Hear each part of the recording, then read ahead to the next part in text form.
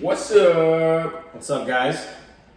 As you can tell, we are back to our weekly episode of Sports Brew with our first beer of the day. That's a nice color.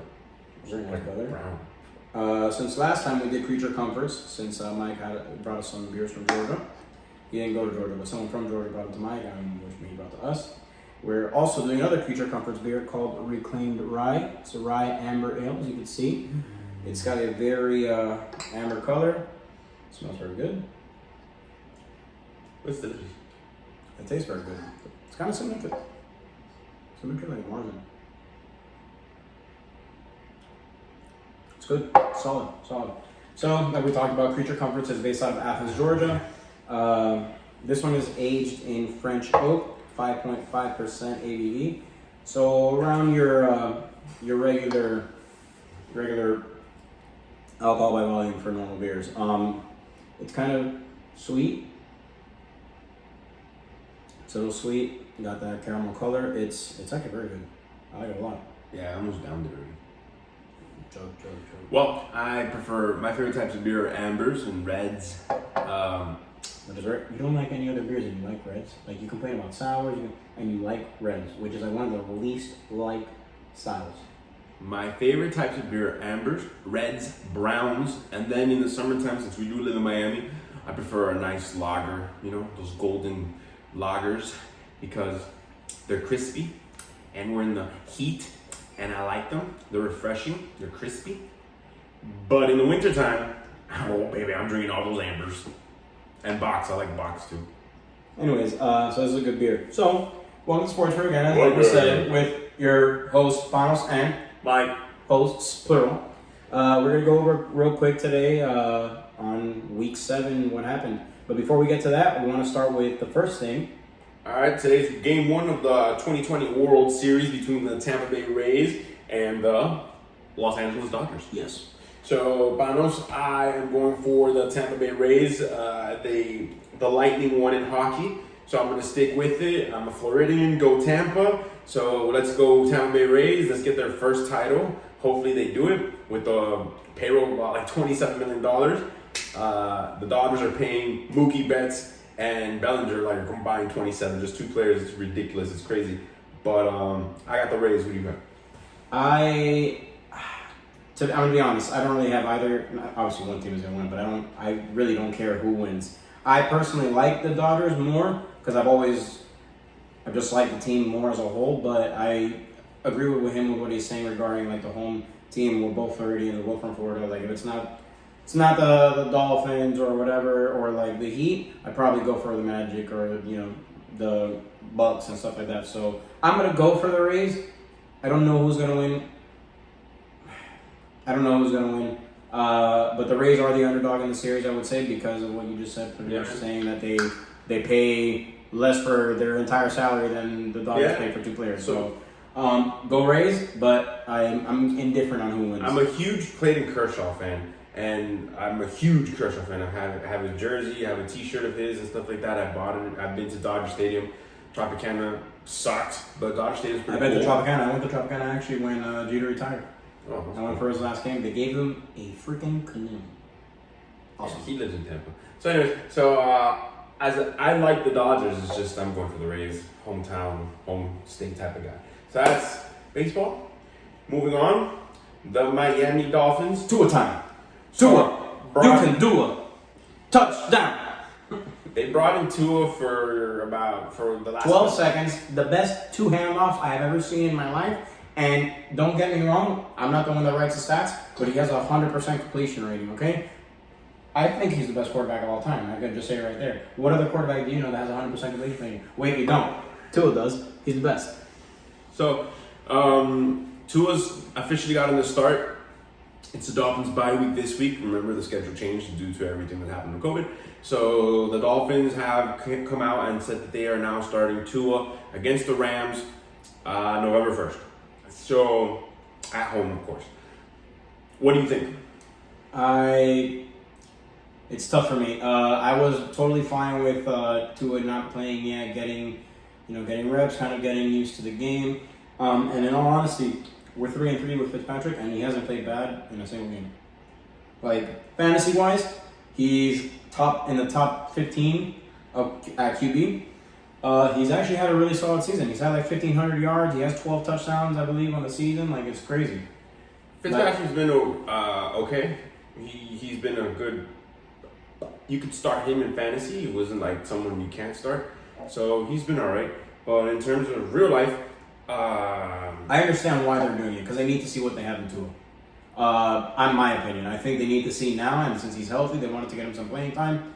And the whole time, Fitzpatrick knew it was going to be, he was a placeholder. I mean, he said it. Yeah. I'm sorry if I'm not looking directly into the camera. The UM volleyball team is playing, women's volleyball team is playing against Florida State. We're ranked 11th. Yeah, we're playing Florida State, so it's on TV right now, and my eyes are drifting that way. Not just because there's really pretty chicks, but it's volleyball, and it's UM. So anyways, I love volleyball girls. Volleyball girls. Amanda played volleyball? Amanda played volleyball. I was going to say that. Amanda is his girlfriend. Yeah, and that's cool. And before Amanda, the girl I was dating was a volleyball player. Before that, I was a volleyball player. Because I love volleyball players, man. I was like, damn. Anyway, so look. Oh, she dove. She didn't say that anyways. So, look, my take on Tua. I think they shouldn't have announced that they were going to start Tua. Because though the Rams are not on bye, the Rams now can prepare for Tua. If you go secretly knowing you're giving Tua the reps because he's going to start, and then a week or a couple of days before the game against the Rams you say it, then the Rams have to, like a last minute thing, prep for Tua. Now, Rams can't really prep for Tua given anything they've seen. There was no preseason, so they don't know. They have to go back to his college tape. And not even his most recent college tape. Right. College tape from like a year and a half, 2 years ago, because he didn't really play much last season because of the injuries. Well, he played a lot. It's just he played like a good 7-8 games. That's good. Down, but then he went down. Yeah, but it was also, even the 7-8 games that he played, he was hampered by injuries like the whole time. His ankle and stuff like that. Yeah, so it wasn't like a full Tua. Now we got a full Tua. So you can do it. They can see what the Dolphins showed that drive that he just did against the Jets. They can see that, but knowing Chan Gailey and stuff, it wasn't really anything that he's going to be running so that future teams can see it. It was just some safety rollouts and a little dart to the right. Anyways, I would have held it. I don't think you show your opponents 2 weeks ahead to prepare for this, but over here, buddy, over here. Nonetheless, it is what it is. I hope. Let's see, Tua time has started now. Tool time, and I can't wait to go to the game and hear instead of they go Tua. Anyways, so that's that. We killed the Jets. Game was shutout. It was nice. Our first shutout that we did since 2014. First team to get shut out all season. Also, yeah. Jets are terrible, radical. But now I'm starting to think they're going to keep Adam Gase simply because he's good. Because he sucks so bad, he's going to lose out. He's going to lose out, and they're going to be able to get Lawrence. He gives them the best shot. Because usually when you fire someone, they get motivated with the next guy. That's what happened with the Texans. They got motivated. And they happened with the Falcons. Yeah, Falcons, bro. You got that pick. And the pick on Farmers got that. I got the I called, but that's the reason why I picked them. That's literally the exact reason why I picked them. Because usually 9 times out of 10, that team that just fires a coach bounces back. Yeah, they rally for at least one. They get pissed off because they know now they're playing for their spots. It's when a coach gets fired, the players have to realize they're playing for their individual position. Yeah. The new coach GM that comes in is going to evaluate players, every position. Coaches, everything. Yeah, that's why. Look at Dwayne Haskins. He was drafted by the last regime.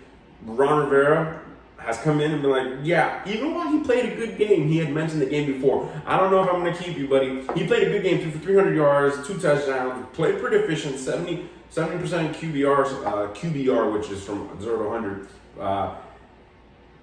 And he still got benched. So, I don't know, man. It all depends on what you do. I like what the Dolphins are building. They're looking good. This time last year, they looked like the Jets. We lost 7 in a row, and then we bounced back. I don't think that's going to happen to the Jets. They really suck. They have nothing going for them. They don't have draft picks like we have. And we're 3-3. Potentially maybe finish the year 8-8. We're seeing our rookie quarterback, Tua. And we have a crap ton of draft picks. Well, future looks bright for us. All right, moving forward. Cowboys got mollywopped, plain and simple. Came out today that there's been complaints from the players that the coaching staff sucks, that they're just terrible at their job. One player literally said they suck at their jobs. Another player said that they don't come prepared. Dude, they got wrecked, man. And they have the worst. They have the worst defense in the NFL.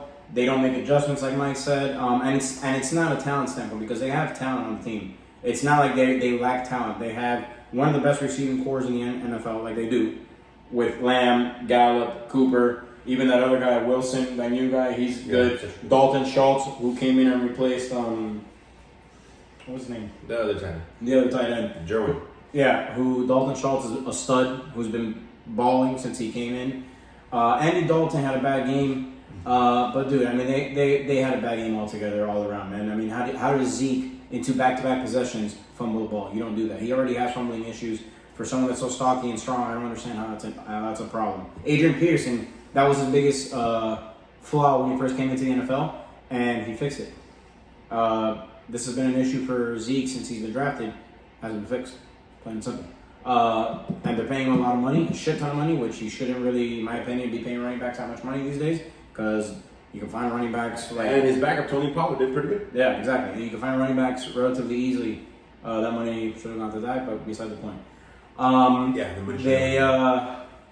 They don't look good. I wouldn't be surprised if they keep going like this. McCarthy gets fired, one and done, Freddie Kitchen style, straight up. He didn't have a good end of his career with Green Bay for a reason. They had a lot of talent. They had one of the best quarterbacks of all time in Aaron Rodgers, and he wasn't able to do much with it. So no, he's very Joe Philbin-esque. And he's also old. Like I think he's just stuck in the times. Like he's not old. He's like 57. No, but he's like old school. Old school is what I meant. Maybe not old school.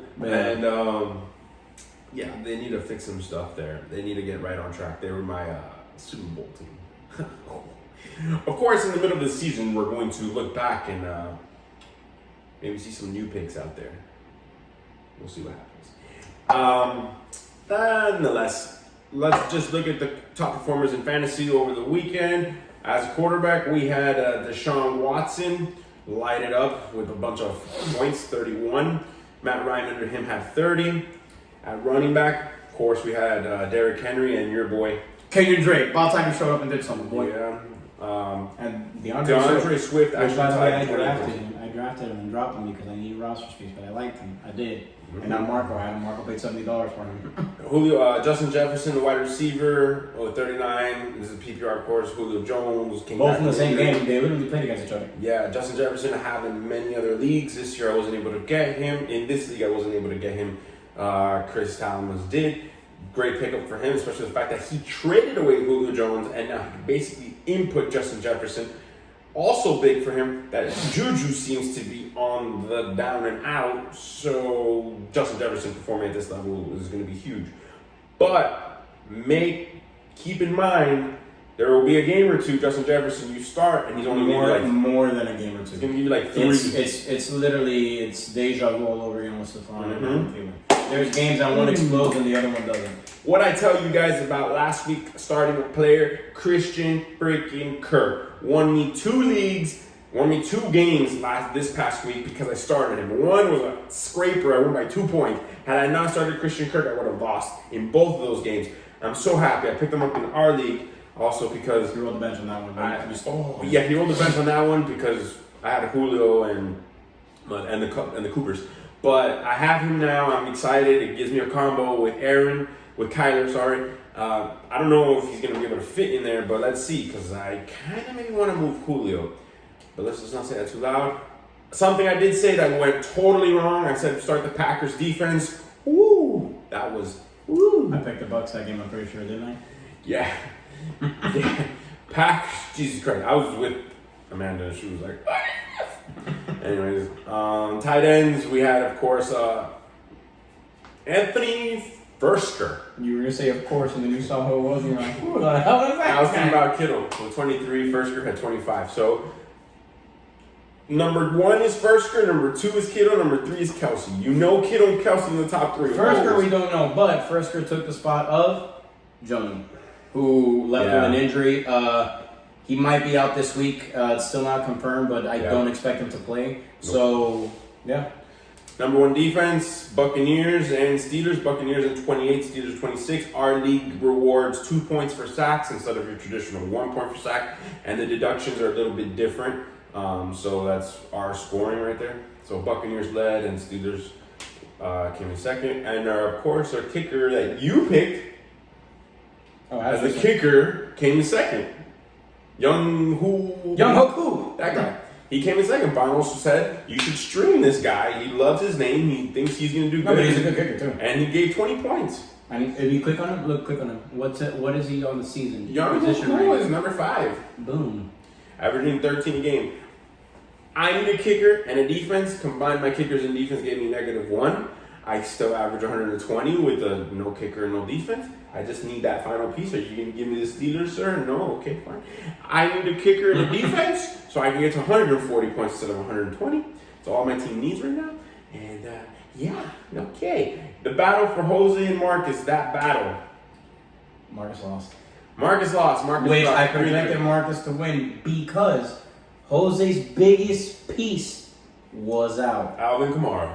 And he was able to pull off the W. Congrats to Jose. Marcus has now, I think, lost 3 in a row. Yeah, Jose and Marcus had lost 2 in a row at that point. They started off 3-0. They went both to 3-2, perfectly paired against each other in this ultimate match. And Jose now goes to 4-2, second in the division. And Marcus drops 3-3, where he's tied with his brother, Chris. And he's actually been pushed out of the playoffs right now. Yes, and Chris just happened to play against Nemo. Scored very little points once again, under 100. Bright side for Nemo is that even though this is his bye crazy week that everyone dreads, you're probably going to lose. Not you, Nemo, but everybody. He's playing against Marco, who is the other team who has the most games with under 100. So if there's ever a chance to win, it is this week. This one against Marco, even though you have a bunch of players on bye, like Dalvin Cook and whatnot, who's like your number 1 guy on that team. So this is your week to win. Nemo, you're still only 2 games out. Juan leads the division at 5-1. Jose's at 4-2 with second place, and the Talamuses are both 3-3. Nemo and Marco cannot afford to lose any which way. None of them can lose this week. On our side, we have me and Mike are now in the playoffs, where Yes. we were at the bottom of the barrel, and we're back in. Joel has been moved out. He's in a bit of a pickle. He's got the best receiving core in the game, but he also doesn't have a very good running back depth. Actually, doesn't have depth at all outside of his first. He 2. never had depth. Yeah. So he's gonna probably need to make a move and move one of his receivers. But like I said, one thing that's going for him regarding he has Miles Sanders backup, so he doesn't have to look for that. He's gonna look for the immediate person to fill in. Yep. He's obviously not as good as Miles Sanders, or he'd be starting. But at least he has that. And then Clyde Edwards-Helaire, positive note, I heard over the weekend that the Chiefs literally only brought him Bell to help alleviate the workload. That Helaire is still the starter, and he's still their main option. But my honest opinion, if Le'Veon is anywhere close to what he was with the Steelers, don't expect that to last. Look, it's going to be an exact replica of Cleveland. Nick Chubb, Kareem Hunt. It's going to be an exact replica of that. So Nick Chubb's going to be capped out, but he's going to play the majority of the first half. Second half, if their game plan is the way they want it. Now, if they fall behind early in the first quarter, it changes everything up. I think Le'Veon comes in if they're yes, it's going to be a pass-catching running back who Le'Veon can block, so he's going to be that pass-catching, blocking, going out. And he's also a lot bigger than... Yeah, he's like 6'2". Yeah. So, and CEH is like 5'8" or something. Yeah. So he's little. So, Joel's in a predicament. Now he luckily had Boston Scott. He puts him in for Miles Sanders, probably going to be out definitely this Thursday. He's out for sure this week. They said minimum 1 to 2 weeks. For sure this week. Yeah. It's a short game. They play on Thursday. Just 8 days ago, Joel had Dak. Joel had Clyde Edwards-Helaire, and he had Miles Sanders with his pool of receivers. He looked good. He was sitting at 3-1. Now he's lost 2 straight. He's 3-3. He lost his quarterback. I'm currently out of the playoffs. Out of the playoffs. Lost his quarterback. Lost the running back for maybe 2 weeks, and now has a timeshare with his other starting running back. It's not looking too good for him. If he needs to make a move he needs to get rid of those receivers now for a running back. He has to do it now. But also, people know there's blood in the water. But if he loses this game against me, it adds more problems. If he wins, he can kind of like get by. You can kind of structure it. Yeah, I mean, as long as Milo Sanders comes back, if he can win without him. Yeah, this is a big game. I think Alero will still at least give him like 10 to 15 point thing, which is good, and he just keeps with his receivers, so he should be okay. It's a big game. Right now he's projected. This is before waivers, of course. He might pick up somebody else.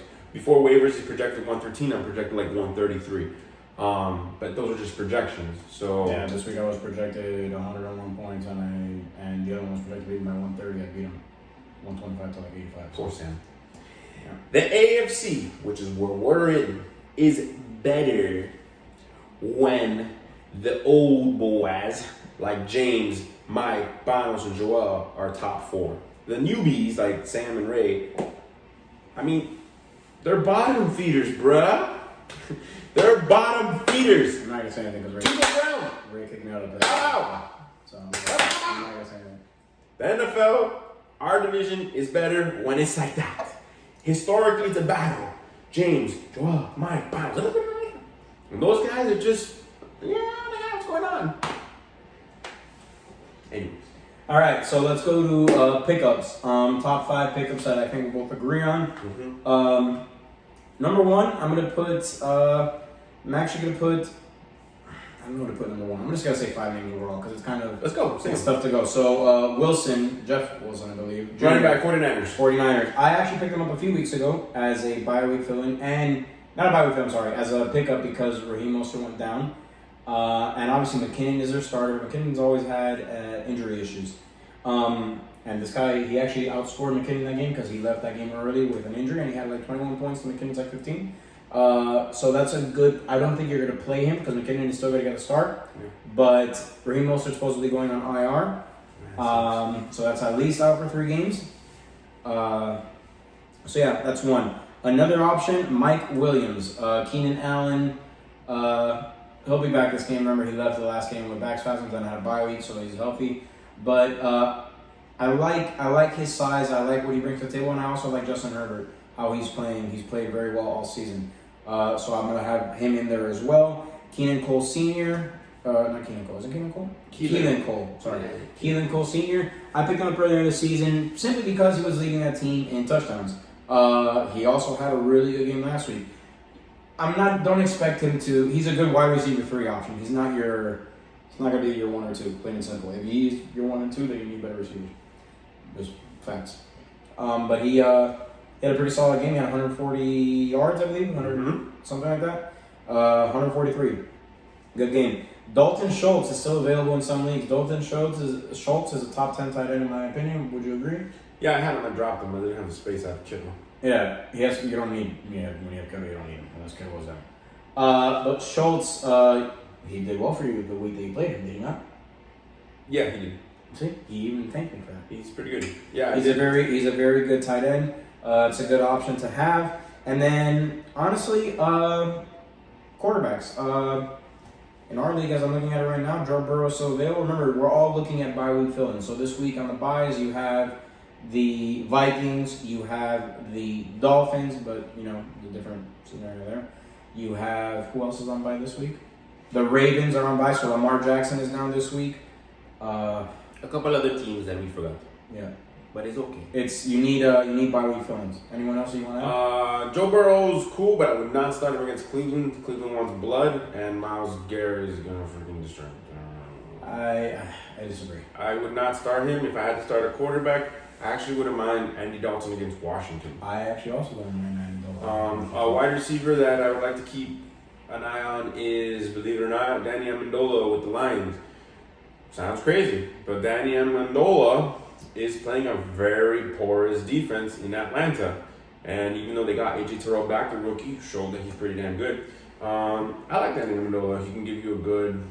Especially in the PPR league. 6 catches, 60 yards, 12 points, and I wouldn't be surprised if one of those is a touchdown, little snap. Kind of how what Cole Beasley did this week. Yeah, Adam Humphries in Tennessee is also good. The little white boys, they can get it done. If I like those right now, if you need a filler. But receivers are super in depth. So if you have, it's not just in depth; it's also very hard to gauge too. Because yeah. I mean, the NFL has changed so much that everybody's catching touchdowns at this point. I mean, it is what it is. Corey Clement's pretty good, given that Miles Sanders out. Boston Scott's going to get all the carries. But Corey Clement is going to maybe get like 4 targets as a receiving running back, and he could probably easily get you 8 yards if you need something quick. And Brian Hill, playing against Detroit at 1 p.m. Brian Hill, the Falcons, I dropped that on the space for him, and he gave like 7 points this weekend. I think, I just don't think Todd Gurley's going to last the season. Brian Hill just seems like he'll fill that void, but you know me, I think a lot of running backs are going to get hurt. I was literally thinking it. He says that about all my I say that all the time. About all my running backs. He's not wrong. A lot of them are like injury prone, so that's not incorrect. But he says it, and then he asks you, hey, you want to trade me that guy? So, you never know. Look, fantasy football is a weekly game. A weekly game. It's not a game that you think from week 1 to the playoffs. No. At its core, fantasy football is week to week to week. The guys who created fantasy football back in the day, they literally drafted like DraftKings every day, every week. There was a brand new draft. Oh, I want Patrick Mahomes this week. It was similar to that. Now we draft and we have these players for a whole season to make it seem like we're actually like real GMs and owners, which is super cool. I think it's super cool. But fantasy football is a weekly game. You look at the matchup, see what you can do. Granted, you're not going to be like, yeah, I'm not going to start Ezekiel Elliott this week. He fumbled twice. Forget him. No, you're not. You're going to start. You always start your first round. Yeah, you always start those guys because they're the highest paid players in the NFL for a reason. They performed. But a lot of times these GMs give them big contracts for what they did. The GMs that like to pay for what they're going to do are always considered the cheap ones, the ones that always, they never keep their players. But in reality, your contract is based on what you're supposed to do, not being rewarded for what you did. Because if you do that, you're always going to be in a hole, rewarding older players for what they did when they were in their prime, and then you're screwed. If this was real life, man, I'd have like Super Bowls already. But anyways, that's my theory. You might disagree with that. I don't know. So yes, that's why I did want David Johnson from you. Oh, real quick, before we end the show today, Pick'ems. How we did on Pick'ems. Finals went +3. Congratulations to him. I won 1. He won 3 of the ones that went different. So we're back. I'm back to +1. You're +1. I'm +1. So once again, finals, I go up, he goes down, like a seesaw. So I haven't taken the lead. I've gone down, come back up, went back down, and now I'm back up again. I knew that Bears one. That was stupid of me. Whatever. I thought.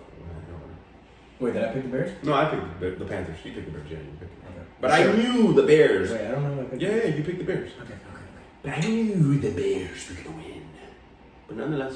Oh no, I did pick the Bears. I remember why now. Yeah.